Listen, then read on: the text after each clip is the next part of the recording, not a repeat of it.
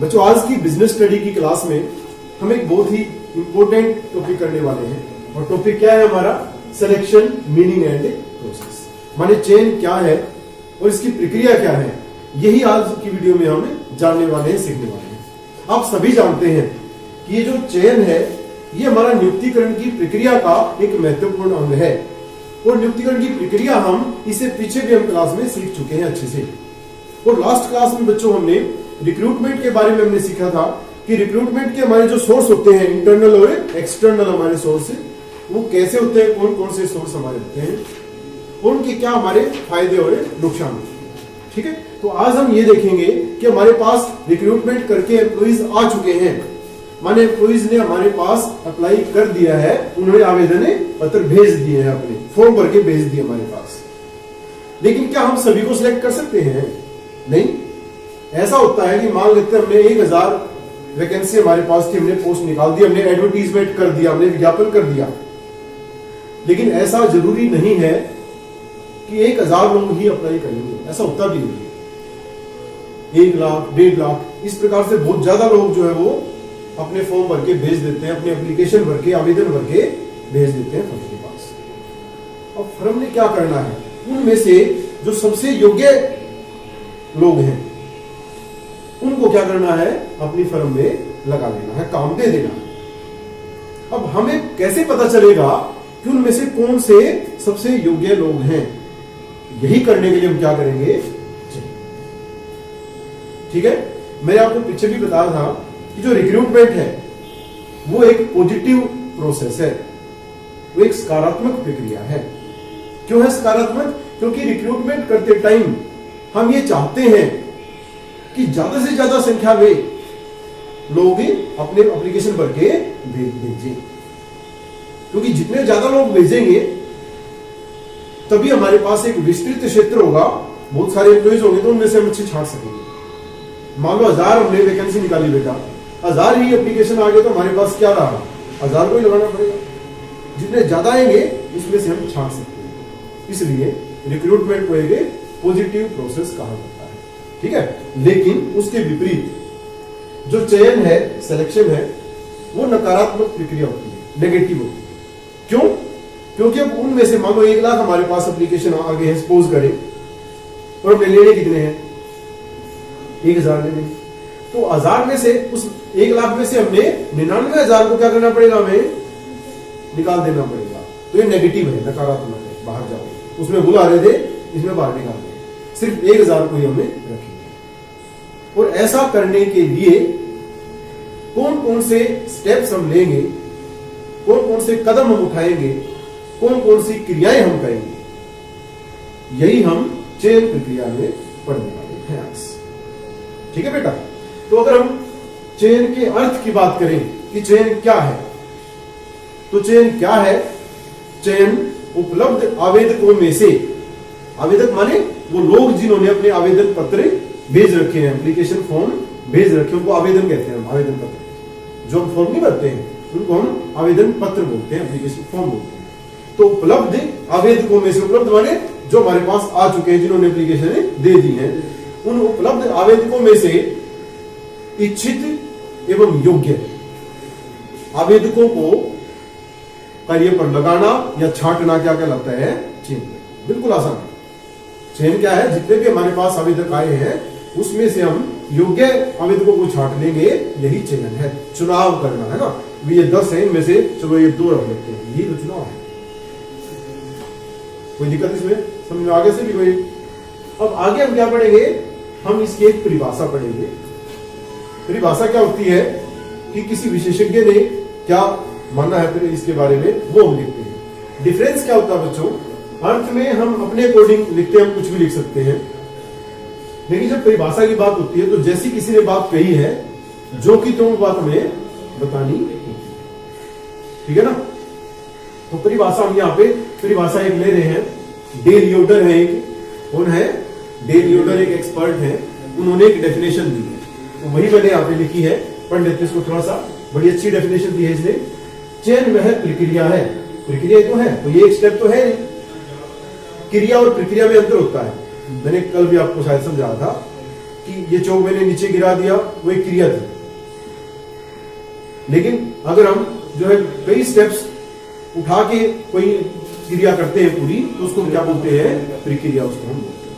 ठीक है, तो यहाँ पे भी ये एक प्रक्रिया है जिसमें प्रार्थी कौन होता है बेटा? जिन्होंने आवेदन किया है, जिन्होंने जो हमारे यहाँ जो प्राप्ति करना चाहते हैं उनको हम प्रार्थी कहते हैं। तो जिसमें प्रार्थियों को दो भागों में बांटा जाता है, दो भागों में बांट देते हैं। कौन कौन से दो भाग हुई? एक जिन्हें नौकरी देनी है, जो योग्य है उनको नौकरी दे देंगे, 1000 वाले एक भाग में आ जाएंगे और 99,000 वाले दूसरे भाग में। दूसरा जिन्हें नौकरी, आसान सी परिभाषा दी है, इसमें भी कोई मुश्किल नहीं है। यहां तक सभी को क्लियर होगा मेरे ख्याल से। अब नेक्स्ट हमारा स्टेप क्या करेंगे बेटा? हम चयन की प्रक्रिया करेंगे, जो सबसे ज्यादा महत्वपूर्ण है। तो बड़े ध्यान से इसको हम देखेंगे। हालांकि चयन की प्रक्रिया का कोई एक स्टैंडर्ड मेथड नहीं है कि किसी ने दे रखी है कि ये प्रक्रिया हमारी है और सभी जो संगठन है, सभी ऑर्गेनाइजेशन है, उनको यही फॉलो करनी है। ऐसा कुछ भी नहीं है। किसी के लिए जरूरी नहीं है, किसी के लिए कंपल्सरी नहीं है बेटा, नेसेसरी नहीं है कि आपको यही प्रक्रिया अपनानी है। और ये भी नहीं है कि सभी इसी प्रक्रिया को अपनाते हैं। वो संगठन के ऊपर डिपेंड करता है। छोटे ऑर्गेनाइजेशन हो सकते हैं, बड़े ऑर्गेनाइजेशन हो सकते हैं। बड़े ऑर्गेनाइजेशन में भी उनकी पॉलिसी हो सकती है, अलग अलग नीति हो सकती है। कई बार क्या करते हैं कुछ संगठन भी, टेस्ट लेते ही नहीं, सीधा इंटरव्यू लेंगे और सिलेक्शन कर लेंगे। कई टेस्ट लेके सिलेक्शन कर लेंगे, कई उसके बाद भी प्रैक्टिकल काम करो, आगे देखेंगे तब सिलेक्शन करेंगे। माने सभी अलग अलग तरीके हो सकते हैं। लेकिन ज्यादातर जो संगठन है वो जिस मेथड को अडॉप्ट करते हैं, वो जिस प्रोसेस को अडॉप्ट करते हैं, वो जिस प्रक्रिया को अपनाते हैं, उसके बारे में हम यहां पे पढ़ेंगे। क्लियर है? तो इसमें अगर हम यहां पे देखें तो सबसे पहला जो हमारा कदम है ना, सबसे फर्स्ट जो हमारा स्टेप है, वो हमारा क्या है? प्राथमिक जांच, माने प्रिलिमिनरी स्क्रीनिंग। माने सबसे पहले हम ये चेक करके देखते हैं कि भी ये कर्मचारी हमारे संगठन में आने के योग्य है कि नहीं है। कहीं हम इसको वैसे ही बुला लें, भाई मान लो अगर हम ऐसे कर्मचारियों को बुला लेंगे जो कि जिनके पास की न्यूनतम योग्यताएं भी नहीं है, मिनिमम कैपेबिलिटी भी नहीं है, तो उनका भी समय बर्बाद होगा। वो आएंगे बेचारे, किराया देंगे, यहाँ पे आगे टेस्ट देंगे और हम भी उनके लिए अरेंजमेंट करेंगे, हमारा भी नुकसान होगा, हमारा भी खर्चा होगा और उनका भी खर्चा होगा। कई बार ऐसा होता है, आप देखते होंगे, मान लेते भी मैंने पोस्ट निकली हुई थी कोई, उसमें योग्यता कोई और मांग रखी थी, मैंने वैसे मजे लेने के लिए भर दिया। आजकल तो फीस ज्यादा होने लगी, पहले लोग कर देते थे ऐसे। कई कंपनियां क्या करती थी, बहुत कम फीस में या बिल्कुल फ्री में कह देती थी भी आप हमारे संगठन में एप्लीकेशन भर के भेज दीजिए और हम फिर सेलेक्ट करेंगे आपने से। तो लोग क्या कर देते थे ऐसे ही, मतलब उनके पास वो योग्यताएं होती भी नहीं थी, कम योग्यताएं होती थी और वो भर के फॉर्म में भेज देते थे। तो उस केस में ना ये जरूरी था कि उनको बुलाने से पहले, टेस्ट के लिए बुलाने से पहले संस्था ये चेक कर ले कि क्या वो बुलाने के योग्य हैं। इसी को हम क्या बोलते हैं बेटा? प्रिलिमिनरी चेक बोलते हैं, स्क्रीनिंग बोलते हैं, प्राथमिक जांच बोलते हैं। प्राथमिक सबसे पहली जांच, ठीक है। अब इस प्राथमिक जांच में हम करेंगे क्या? दो चीजें करेंगे हम। एक तो करेंगे प्राथमिक साक्षात्कार। साक्षात्कार क्या होता है? इंटरव्यू बोलते हैं इंग्लिश में इसको। साक्षात दर्शन बोलते हैं। साक्षात्कार माने आमने सामने।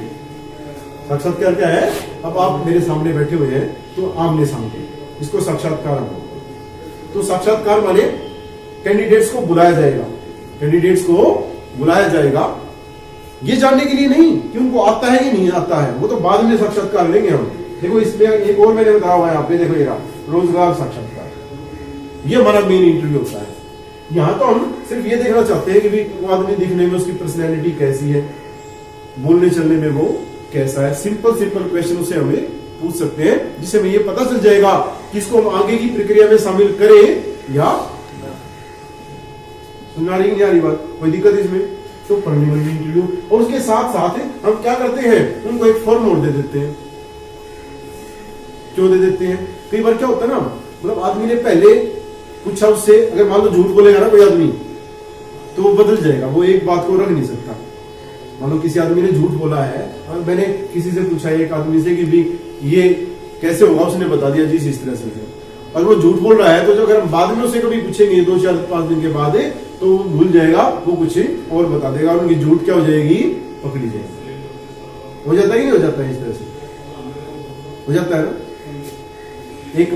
एक छोटा सा इंसिडेंट इस पे मैं बताना चाहूंगा कि एक बार क्या होता है, चलिए एक बार क्या होता है कि एक कॉलेज में एग्जाम होना होता है और 4 जो स्टूडेंट हैं वो लेट पहुंचते हैं बहुत ज्यादा।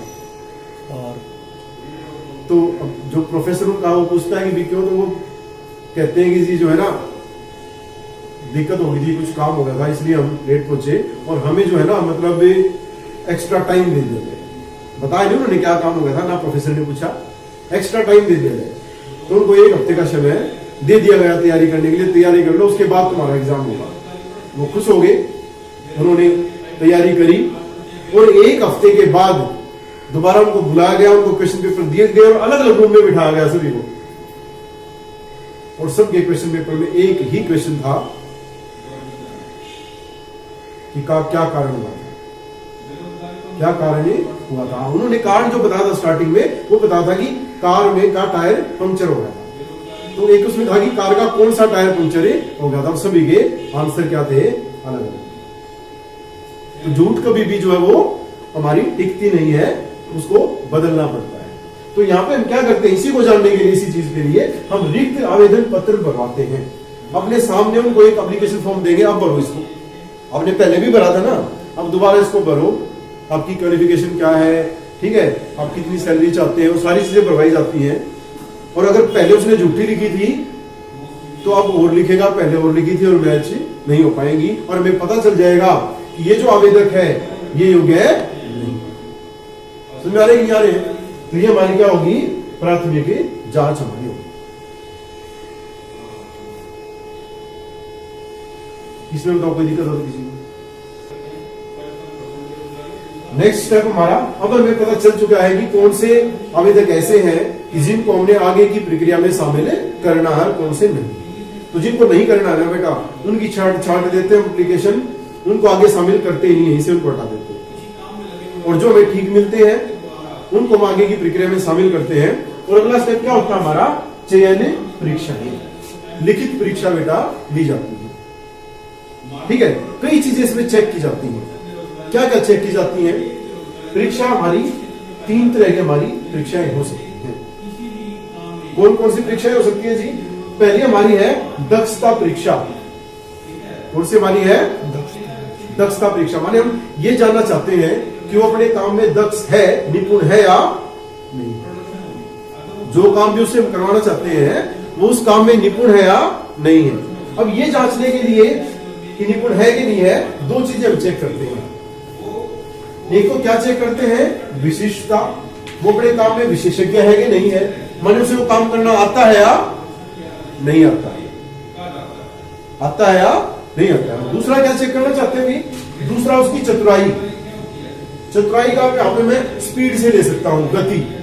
उस काम को वो आता तो है लेकिन उसको वो रिक्वायर्ड टाइम, जो स्टैंडर्ड टाइम हमारा है, जितने समय में वो काम होना चाहिए उतने समय में उसको कर पा रहा है या नहीं कर पा रहा है।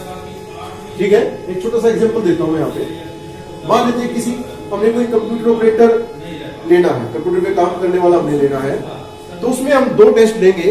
पहले तो देखेंगे उसको कंप्यूटर पे काम करना आता है कि नहीं आता, उसे रिजल्ट एंटर करना है, उसको करना आता है कि नहीं करना आता है, उसको जो है टेबल बनानी आती है कि नहीं आते हैं, फॉर्मूले लगाने आते हैं कि नहीं आते हैं। ये हमारी विशिष्टता चेक करने के लिए, ठीक है भाई। दूसरा हम स्पीड टेस्ट करते हैं, कितने वर्ड्स टाइप कर देता है, टाइपिंग स्पीड उसकी कितनी है। मान लो रिजल्ट एंटर करना तो आता है किसी को, 4 दिन हो गए, 1 क्लास का रिजल्ट एंटर हुआ, तो क्या वो कर्मचारी योग्य है? तो दोनों चीजें हमें चेक करनी है कि उसको करना आता है या नहीं आता है। और दूसरा उसकी स्पीड कितनी है, चतुराई से काम कर पाता है या नहीं। कोई दिक्कत इसमें किसी को? नेक्स्ट हमारा है, एक टेस्ट होगा हमारा दक्षता, इसमें 2 तरह के टेस्ट हम लेते हैं, 2 चीजें चेक करते हैं। दूसरा हमारा क्या है, मनोवैज्ञानिक परीक्षाएं। कुछ भी काम हम करते हैं ना, वो हमारी मेंटल एबिलिटी से जुड़े होते हैं, हमारी मानसिक जो शक्ति है, योग्यता है, उससे जुड़े होते हैं। हम क्या सोचते हैं, मैं तो बहुत बार आप लोगों को बोलता हूं कि हम जो सोचते हैं वैसा ही होता है। हमारे साथ जो भी होता है उसके हम ही जिम्मेवार। हम जैसा सोचेंगे वैसा ही हो जाएगा। अच्छा सोचेंगे अच्छा होगा, और बुरा सोचेंगे तो बुरा होगा। होता कि नहीं होता है?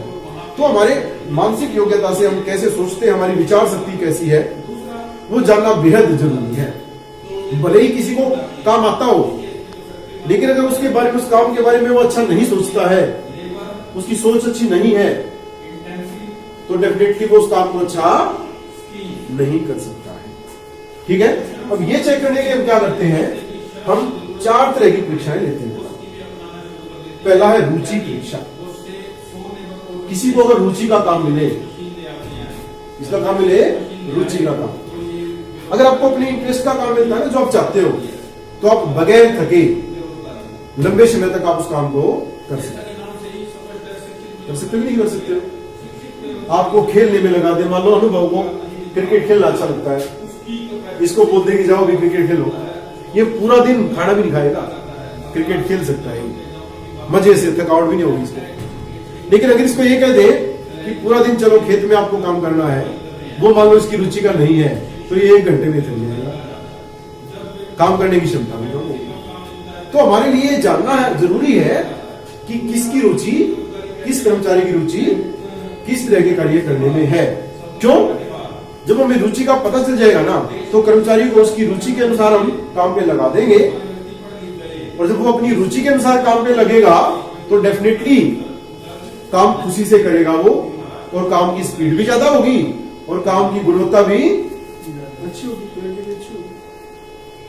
है कि नहीं? तो हम रुचि की परीक्षा लेते हैं। इसके साथ साथ बुद्धिमत्ता। अच्छा, ये परीक्षाएं अलग अलग परीक्षाएं नहीं होती हैं, एक भी टेस्ट देते हैं, उसमें अलग अलग तरह के क्वेश्चन डाले जाते हैं। कुछ क्वेश्चन होते हैं उसमें विशिष्टता को चेक करने के लिए, कुछ चित्राई को चेक करने के लिए, कुछ रुचि के लिए, कुछ बुद्धिमत्ता के लिए, कुछ प्रवृत्ति के लिए, कुछ जो है व्यक्तित्व के लिए, सभी एक टेस्ट बना जाता है। ठीक है। तो सेकंड क्या बताया मैंने, बुद्धिमत्ता, इंटेलिजेंस। इंटेलिजेंस का किसको कहते हैं? इंटेलिजेंट कौन होता है? Who can take decisions very quickly, who can solve problems easily. जो निर्णय जल्दी ले सके, जो कठिन से कठिन समस्या का समाधान चुटकियों में कर सके, उसको हम क्या बोलेंगे? बुद्धिमान बोलेंगे, इंटेलिजेंट बोलेंगे, है कि नहीं? तो इसमें इस तरह के क्वेश्चन पूछे जाते हैं कि अगर ये सिचुएशन आती है तो आप क्या निर्णय लोगे? क्योंकि डेफिनेटली जब वो काम करेंगे तो काम करते करते अलग अलग समस्याएं आ सकती हैं संगठन में, और हर एक को निर्णय लेने पड़ेंगे। तो हम ये चेक करना चाहते हैं कि जो कर्मचारी हम ले रहे हैं ना, काम तो करना आता है, लेकिन कहीं वो घबरा तो नहीं जाएगा, वो समस्याओं से लड़ पाएगा कि नहीं लड़ पाएगा, डिफरेंट टाइम्स पे वो डिसीजन ले कर पाएगा या नहीं ले पाएगा, ये हम चेक करना चाहते हैं। क्लियर है? तो बुद्धिमत्ता होगी हमारी। नेक्स्ट हमारी है प्रवृत्ति। इसको हम एप्टीट्यूड बोलते हैं, एप्टीट्यूड टेस्ट।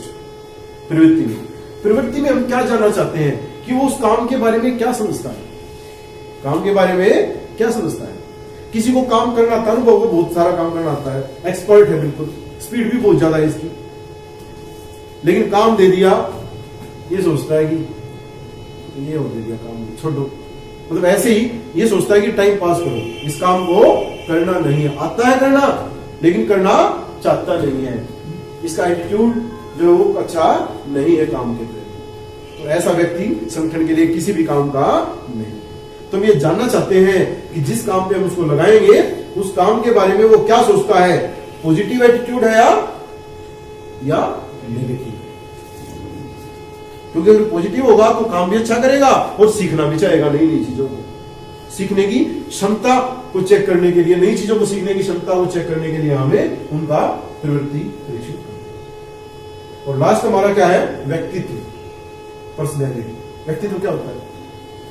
कैसा दिखाई देता है, बोलता कैसा है, व्यवहार कैसा करता है दूसरों के साथ, इन चीजों का भी बहुत ज्यादा फर्क पड़ता है। कम्युनिकेशन कैसा है ना, दूसरों के साथ संपर्क उसका कैसा रहेगा, दूसरे उससे प्रभावित होते हैं या नहीं होते, उसकी बात मानते हैं या नहीं मानते हैं, तो ये भी हम चेक करेंगे। तो ये सारे हमारे क्या थे? मनोवैज्ञानिक परीक्षा। ठीक है जी। इनका काम से लेना देना नहीं है, काम करना होता है या तो हमने यहाँ चेक कर लिया दक्षता में, यहाँ तो हम ये चेक कर रहे हैं कि उसकी मानसिक स्थिति कैसी है। और लास्ट हमारा क्या है, अन्य परीक्षाएं, इसमें दो चीजें हम चेक करते हैं। तो भाषा, क्योंकि संदेश वहन करने के लिए, विचारों का आदान प्रदान करने के लिए भाषा की जरूरत पड़ेगी। तो भाषा का उसे कितना ज्ञान है, हिंदी इंग्लिश कितना ज्ञान है उसे भाषा, इसके क्वेश्चन पूछेंगे। और लास्ट सामान्य ज्ञान, अपने आसपास के बारे में उसे कितना ज्ञान है, क्या ये भी कार्य करने के लिए जरूरी है। हम जो है पढ़ते थे जब छोटे थे, हम मानते थे कि ये तो बकवास में टेस्ट लिए जा रहे हैं। सामान्य ज्ञान का काम करने से हमने जो है काम तो कंप्यूटर पे करना जाके, क्वेश्चन पूछ रहे हैं कि अमेरिका का राष्ट्रपति कौन है, लेकिन ये जरूरी है। क्यों? ये किस लिए? ये अवेयरनेस के लिए, कि हम ये जानने की कोशिश कर रहे हैं कि वो व्यक्ति अपने आसपास की चीजों के बारे में कितना नॉलेज रखता है, अवेयरनेस उसमें है या नहीं है, ये चेक करते हैं।